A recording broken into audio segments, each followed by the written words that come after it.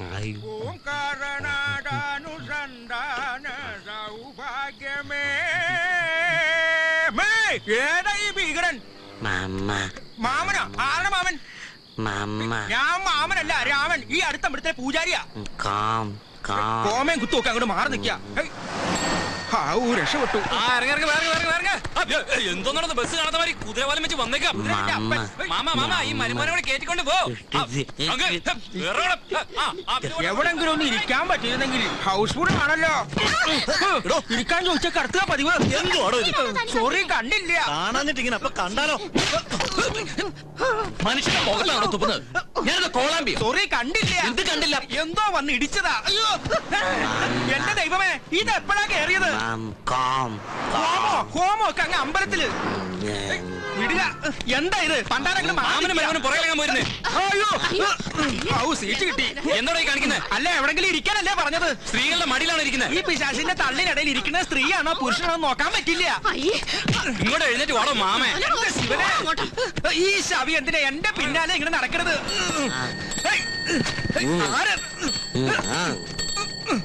താനെന്താ മണിയെ പിടിച്ച് കളിക്കണേ?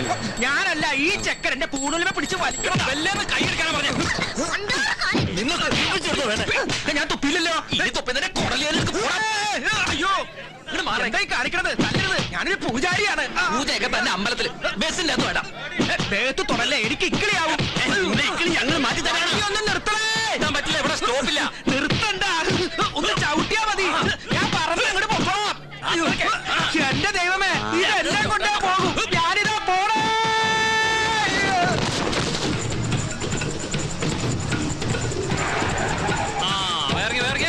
ഇറങ്ങി വാ.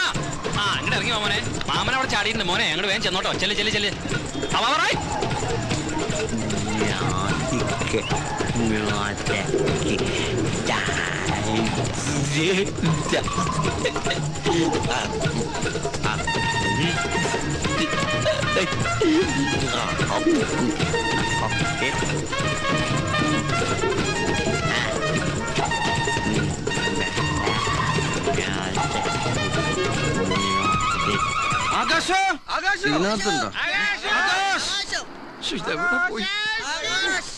കുടിച്ച കള്ളു മുഴുവൻ ഇറങ്ങി.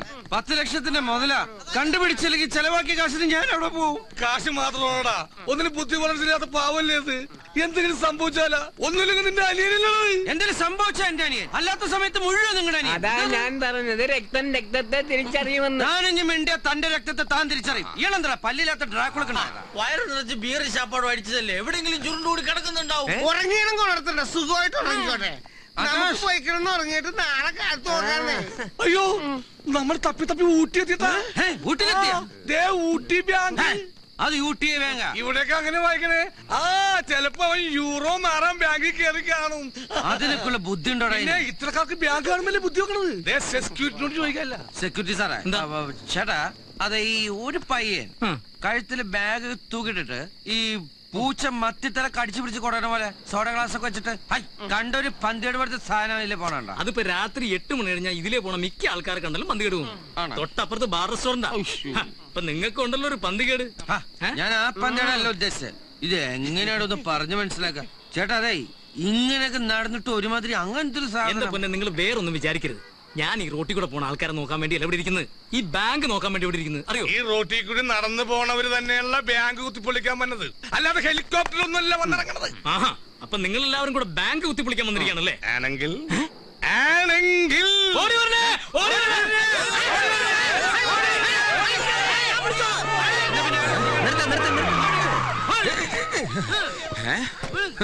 എന്താണ് അവിടെ? എന്റെ പൊന്നു സാറേ, ഇവരിവിടെ വന്ന് എന്തോ കോപ്രായോ കാട്ടി ബാങ്ക് കുത്തിപ്പൊളിക്കുന്നു പറഞ്ഞ എന്നെ ഭീഷണിപ്പെടുത്തുകയാണ്. അയ്യോ സാറേ, ഞങ്ങൾ അങ്ങനെ ഒന്നും പറഞ്ഞിട്ടില്ല. എങ്ങനെ പറഞ്ഞാലും ഇപ്പൊ എനിക്ക് എന്നോട് തന്നെ അസൂയ തോന്നിയാണ്. അടങ്ങുമോനെ, എങ്ങനെയുണ്ട് ദാമോദര? എന്റെ ഷാർപ്പ്നെസ് ഒറ്റ നോട്ടത്തിൽ തന്നെ പിടിച്ചില്ലേ? അയ്യോ സാറ്, ഞങ്ങൾ കള്ളന്മാരല്ല. നാട്ടിൽ ഏതെങ്കിലും ഒരു കള്ളൻ ഞാൻ കള്ളനാണെന്ന് പറഞ്ഞിട്ടുണ്ടോടാ? അയ്യോ സാറേ, ഞങ്ങൾ ഞങ്ങളുടെ അനിയനെ തപ്പി നടന്നതാ. തപ്പി നടക്കാൻ നിന്റെ അനിയൻ തോന്നടാ തവളെ. നീ അടുത്ത് വാ. എന്നിട്ട് യമഹ എന്നെ മുഖത്ത് നോക്കി പറ. ഹാ എന്റെ മൂക്കിലടിക്കണം. അടിച്ചില്ല, നമഹ എന്ന് പറ. എന്റെ ശബരിമല മുര. ഇത് ആസാനോട് അടിച്ച് ശിവാശ്രീവനെ മുക്കാ ചക്രത്തിന് കൂതറ സൽസ്യമാറ്റി അടിച്ചിട്ട് ശിവാശ്രീകളെന്നാ ബാക്കി കൊണ്ടോടാ. ഞങ്ങളുടെ തപ്പടോ എല്ലാം. അല്ല സാറേ, ഞങ്ങൾ അനിയനെ തപ്പി. ഞാൻ തപ്പി ഒന്ന് വാടാ വവ്വാലിനുണ്ടായവനെ നിന്നെ തന്നെ വയസ്സായിട്ട് ഇക്കിളി മാറിയില്ലടാ അവന്റെ ആദ്യം മാറ്റി സൈഡിൽ ഇരുത്ത്. ഇവരെ പിടിച്ചെന്ന് സാറ് വരുന്നില്ലേ ആവോ? ഇല്ല ഞാൻ സെക്യൂരിറ്റി ഡ്യൂട്ടി. അത് ശരി. നിന്റെ ഊറ്റയെ ആദ്യം നിന്നെ ഞാൻ തല്ലല്ലേ? തല്ലില്ല, നിന്നെ ഉരുട്ടേ ഉള്ളൂ. എടുക്കണോ വണ്ടി?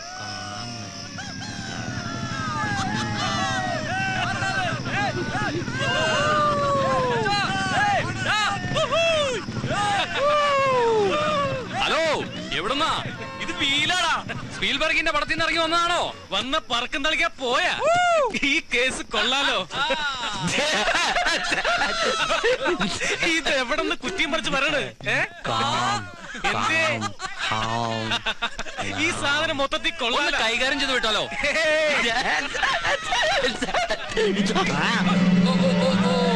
നല്ല അടിപൊളി ബാഗാണല്ലോ, നോക്കട്ടെ.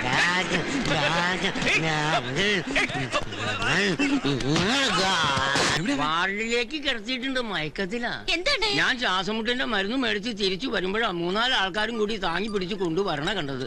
നോക്കുമ്പോ നമ്മുടെ ചക്കൻ ഏതോ പാലത്തിന്റെ അടിയിൽ ബോധമില്ലാണ്ട് കിടക്കണം കണ്ടു എന്നാ പറഞ്ഞത്. ആരാ നിങ്ങളൊക്കെ? പേഷ്യന്റിന്റെ ആൾക്കാരാ? അതെ, ഇവൻ ചേട്ടനാ. കുഴപ്പമൊന്നുമില്ലല്ലേ? അതിപ്പോ എനിക്കെങ്ങനെ അറിയാം? ഡോക്ടറോട് ചോദിക്കണം. ഇത് പേഷ്യന്റിന്റെയാ.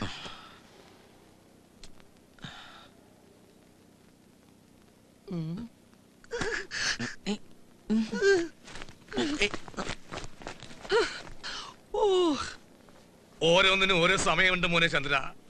ഈ ബാഗിന് വേണ്ടിയുള്ള യുദ്ധത്തിൽ തലക്കടിയേറ്റ് ഇതേ ആശുപത്രിയിൽ ഒരാഴ്ച കിടന്നവനല്ലേ നീ? അതേ ആശുപത്രിയിൽ വെച്ച് ദൈവമായിട്ട് തന്നെ നിന്റെ കയ്യിൽ കൊണ്ടു തന്നിരിക്കുകയാണ്. പാവം നിന്റെ ആകാശിന്റെ അവസ്ഥയിൽ ദുഃഖമുണ്ടെങ്കിലും ഇനി കാത്തേക്കാൻ ഈ ചന്ദ്രന്റെ വയ്യന്റെ ബാഗെ ക്ഷമിക്കുക.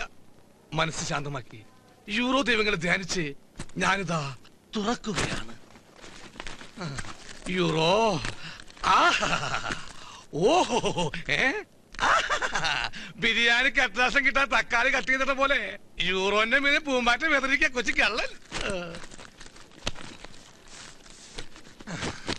യൂറോ കിട്ടി. ഇതെന്താ ഡയറിയാ? താഴ്ത്ത് പൂട്ടി വെച്ചൊക്കെയാണല്ലോ. മനുഷ്യൻ ഇങ്ങനെ ആക്രാന്ത പാടില്ല. അവിടെ അതിന് ഇനിയും ബോധം വന്നിട്ടില്ല. അപ്പോൾ അവൻ ചോദിച്ചു, ഇനി ബോധം വന്നിട്ട് എല്ലാം തീർന്നില്ലേ?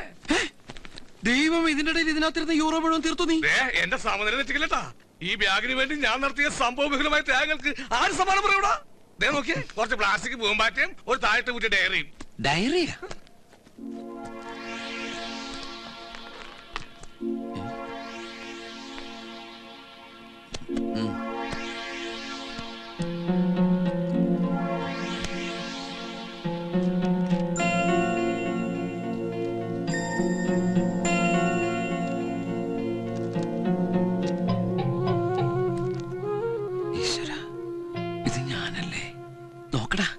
കുട്ടിക്കാലത്തെ ഫോട്ടോ ഇതങ്ങനെ അവന്റെ കയ്യില്?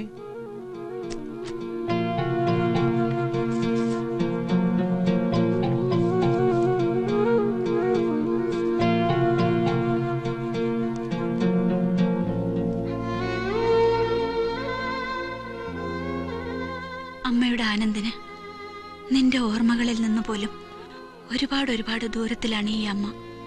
എന്റെ മോന്റെ മനസ്സിൽ ഈ അമ്മയെക്കുറിച്ചുള്ള ചിത്രം എന്തായിരിക്കുമെന്ന് അമ്മയ്ക്ക് ഊഹിക്കാം. സാരമില്ല, അമ്മയ്ക്കതിൽ വിഷമമില്ല. തെറ്റമ്മയുടെ തന്നെയല്ലേ. അന്ന് പടിയിറങ്ങി പോരുമ്പോ കാല് പിടിച്ച് അപേക്ഷിച്ചിട്ടും മോനെ വിട്ടുതരാതെ പിടിച്ചു വച്ച അച്ഛനോടുള്ള വാശിയായിരുന്നു അമ്മയ്ക്ക്. അതിനിടയിൽ വേദനയോടെയാണെങ്കിലും നിന്നെ അമ്മ മറന്നു കളഞ്ഞു. മാപ്പ്. നീ വളരുന്നതും വലിയ ആളാവുന്നതുമൊക്കെ മനസ്സിൽ സങ്കല്പിച്ച് ഇത്ര നാളും അമ്മ കരഞ്ഞു തീർത്ത കണ്ണുനീര് ആരും കണ്ടിട്ടില്ല. എല്ലാ സങ്കടങ്ങളും മറക്കാൻ പിന്നെ ഈശ്വരൻ അമ്മയെ അനുഗ്രഹിച്ചു തന്നതാണ് നിന്റെ ഈ പാവ അനിയനെ. അവനെ സ്നേഹിച്ചും ലാളിച്ചും കൊതി തീരുന്നതിന് മുൻപ് ദൈവം വീണ്ടും പരീക്ഷിക്കുകയാണ്. മരിക്കാൻ അമ്മയ്ക്ക് പേടിയുണ്ടായിട്ടല്ല, പക്ഷേ ഇവന്റെ നിഷ്കളങ്കമായ ഈ ചിരിയുടെ മുമ്പില് അമ്മ തോറ്റുപോവുകയാണ്. ലോകം എന്താണെന്നറിയാത്ത അവന് ഇനി ഈ ലോകത്തിൽ ആകെയുള്ളത് കൂടപ്പിറപ്പായ നീ മാത്രമാണ്. അവനെ നീ ഉപേക്ഷിക്കുകയില്ലെന്ന് അമ്മയ്ക്ക് ഉറപ്പുണ്ട്. എത്രയും പെട്ടെന്ന് അവനെ നിന്നെ ഏൽപ്പിക്കുന്നത് വരെയെങ്കിലും മരണം നീട്ടിക്കിട്ടണമെന്ന ഒറ്റ പ്രാർത്ഥനയെ അമ്മയ്ക്ക് ഇപ്പോഴുള്ളൂ.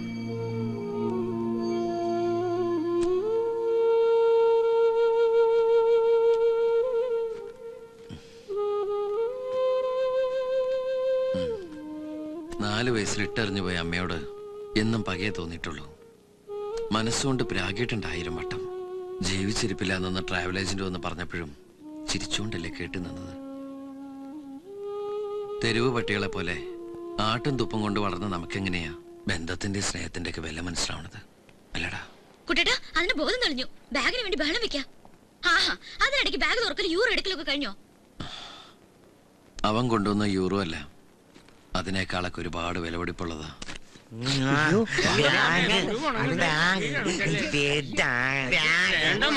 ബാഗ് പേഷ്യന്റ് കൊടുക്കാം. ഇന്ന്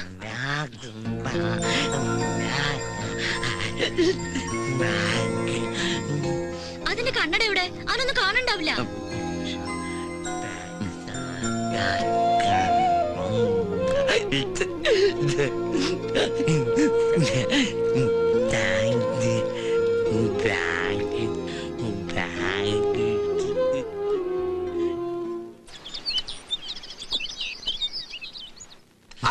കുത്താനവരും ബൊക്കല്ലേ കുത്ത് കരിങ്കുത്ത്.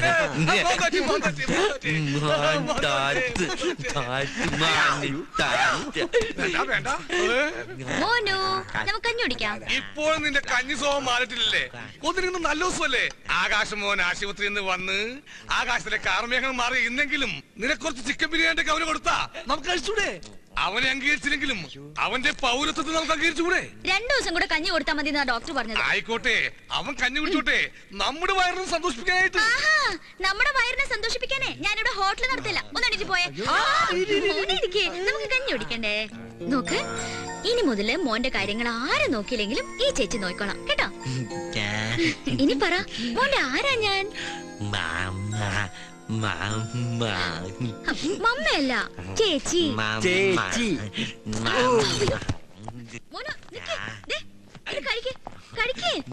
കുട്ടേട്ടാ, ഇത് കണ്ടോ? ഞാൻ കഞ്ഞി ഉണ്ടാക്കി കൊണ്ടുവന്നിട്ട് ഇവൻ കഴിക്കണില്ല. അവൻ കഴിച്ചോളും, നീ അവനെ ഭ്രാന്ത് പിടിപ്പിക്കല്ലേ. പാവം.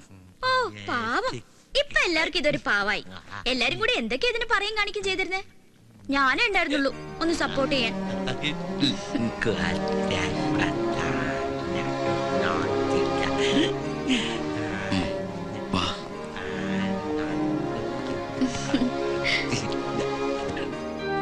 ഇത് പൊട്ടിയ കണ്ണടയല്ലേ, നമുക്കിത് മാറ്റാം. മോനെല്ലാം നന്നായി കാണണ്ടേ? ദാ ഇത് വെച്ചോ. ഇപ്പൊ എല്ലാം നന്നായിട്ട് കാണാൻ പറ്റണ്ടോ?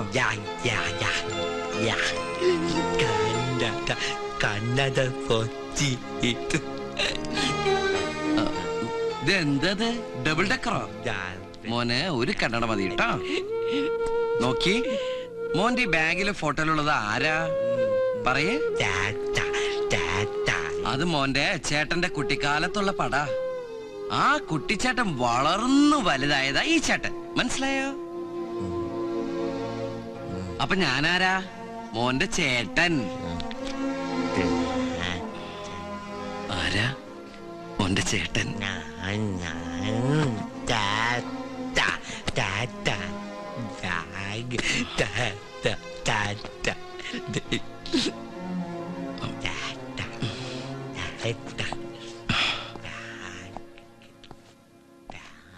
അവൻ എന്നെ മനസ്സിലാവണില്ലോടാ. അത്ര പെട്ടെന്ന് മനസ്സിലാക്കിയെടുക്കാനുള്ള ബുദ്ധി അതിനുണ്ടോടാ? അമ്മ ഏട്ടനാണെന്നും പറഞ്ഞ് അതിനെ പഠിപ്പിച്ചിട്ടുണ്ടാവുക.